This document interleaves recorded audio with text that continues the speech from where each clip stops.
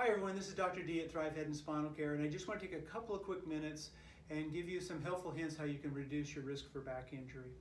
The first thing I want you to remember, so I'm going to give you a total of 3. The first thing I want you to remember is before you actually do the lift, it's important that you get as close to the object as possible so that your center of gravity, which is roughly right around this belt line area, your center of gravity is as close to the object as you can get before you start the lift. That's really, really important. What a lot of us do without even realizing it is we reach out like this.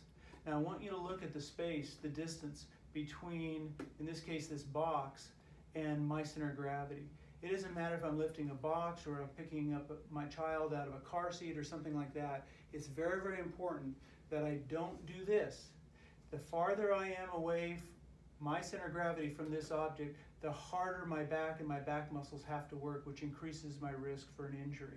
So I want to get as close as I can to that object before I even begin the lift. The second thing I want you to remember is that it's very important that we bend at our knees and our hips. Now many of us have heard that it's always you're supposed to bend at your knees, but sometimes I'll bend at my knees and I'll still bend forward like this. We don't want to do that.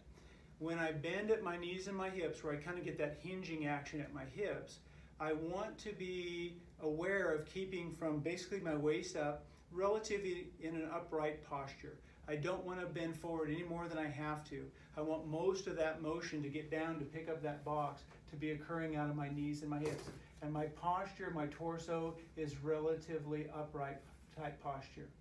And the third and final thing that I want you to remember is that if you have to pick that object up from here and, for example, put it over here, what a lot of us do is we pick that object up, even if we picked it up correctly, and then what we do is we kind of bend and twist like this to set it over there. And biomechanical studies say one of the worst combination movements that we can do for our back is combining a bend simultaneously with a twist. So we don't want to do that.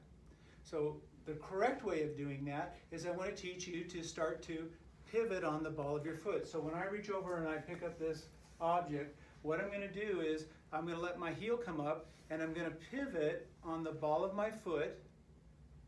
And when I do that, what's going to happen is basically my torso from the waist up is moving as one unit. See, I've eliminated that twist. It's not like taking a wash rag and twisting it like this. This is moving as one unit because I'm down there pivoting on the ball of my foot. So those are the 3 key things to remember that will reduce your risk for injuring your back. I hope you found that helpful, and I'll see you on the next video. Bye-bye.